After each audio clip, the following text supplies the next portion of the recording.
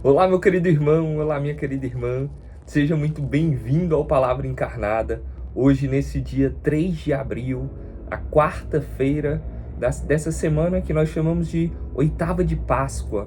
São 8 dias que nós celebramos a Páscoa do Senhor, como se fosse o domingo de Páscoa mesmo. Durante 8 dias nós celebramos tudo isso, já começando esse tempo pascal, e que daqui a 50 dias nós celebraremos o dia de Pentecostes. Então, meu irmão, te convido a entrar em oração, nesse clima mesmo de ouvir a palavra de Deus e colocá-la em prática, deixar que essa palavra se encarne em nós, encarne na nossa vida. Vamos juntos nesta nossa meditação. Em nome do Pai, e do Filho, e do Espírito Santo. Amém. Vinde, Espírito Santo, vinde por meio da poderosa intercessão do Imaculado Coração de Maria, vossa amadíssima esposa. Vinde, Espírito Santo, vinde por meio da poderosa intercessão do Imaculado Coração de Maria, vossa amadíssima esposa. Vinde, Espírito Santo, vinde por meio da poderosa intercessão do Imaculado Coração de Maria, vossa amadíssima esposa. Vamos juntos para o texto bíblico. Naquele mesmo dia, o primeiro da semana, 2 dos discípulos de Jesus iam para um povoado chamado Emaús, distante 11 quilômetros de Jerusalém. Conversavam sobre todas as coisas que tinham acontecido. Enquanto conversavam e discutiam, o próprio Jesus se aproximou e começou a caminhar com eles. Os discípulos, porém, estavam como que cegos e não o reconheceram. Então Jesus perguntou: "O que ides conversando pelo caminho?" Eles pararam com o rosto triste e um deles, chamado Cleofas, lhe disse: "Tu és o único peregrino em Jerusalém que não sabe o que lá aconteceu nestes últimos dias?" Ele perguntou: "O que foi?" Os discípulos responderam: "O que aconteceu com Jesus, o Nazareno, que foi um profeta poderoso em obras e palavras, diante de Deus e diante de todo o povo. Nossos sumos sacerdotes e nossos chefes o entregaram para ser condenado à morte e o crucificaram. Nós esperávamos que ele fosse libertar Israel, mas apesar de tudo isso, faz 3 dias que todas essas coisas aconteceram. É verdade que algumas mulheres do nosso grupo nos deram um susto. Elas foram de madrugada ao túmulo e não encontraram o corpo dele. Então voltaram dizendo que tinham visto anjos e que estes afirmaram que Jesus está vivo. Alguns dos nossos foram ao túmulo e encontraram as coisas como as mulheres tinham dito.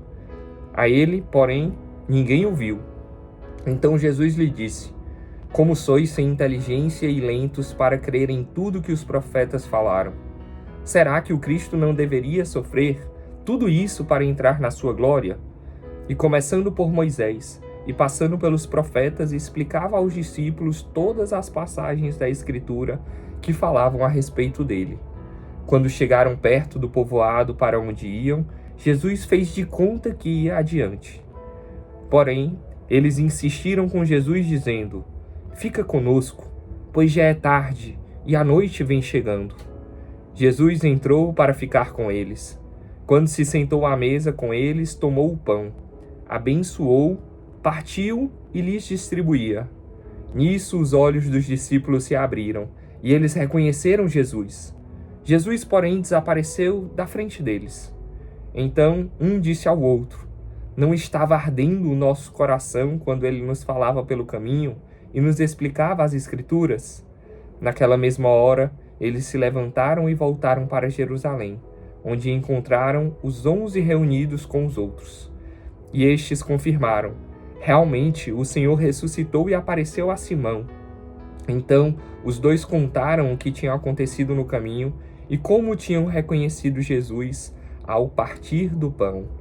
Palavra da salvação, glória a vós, Senhor. Que alegria essa passagem que o meu xará, o evangelista Lucas, ele conta para nós. São Lucas, ele narra essa passagem dos discípulos de Emaús. Olha que coisa linda. Jesus que se aproxima daquelas 2 pessoas que estavam caminhando. Meus irmãos, nós estamos aqui nesse tempo da Páscoa, nessa alegria de celebrarmos a ressurreição do Senhor. Mas talvez você esteja vendo esse vídeo ou escutando esse áudio, talvez nas nossas casas de acolhimento, talvez indo para o seu trabalho, ou talvez indo para a escola, não sei exatamente onde você está e como você está, mas talvez você esteja triste. Talvez as pessoas, o mundo, a igreja esteja celebrando, mas você, no mais íntimo do teu coração, está triste. E às vezes, quando a gente está triste, parece que a gente não consegue perceber as alegrias que estão ali ao nosso redor. E meu irmão, eu quero falar de maneira especial para você hoje. Jesus, ele caminha contigo. Jesus, ele vai consolar a tua tristeza.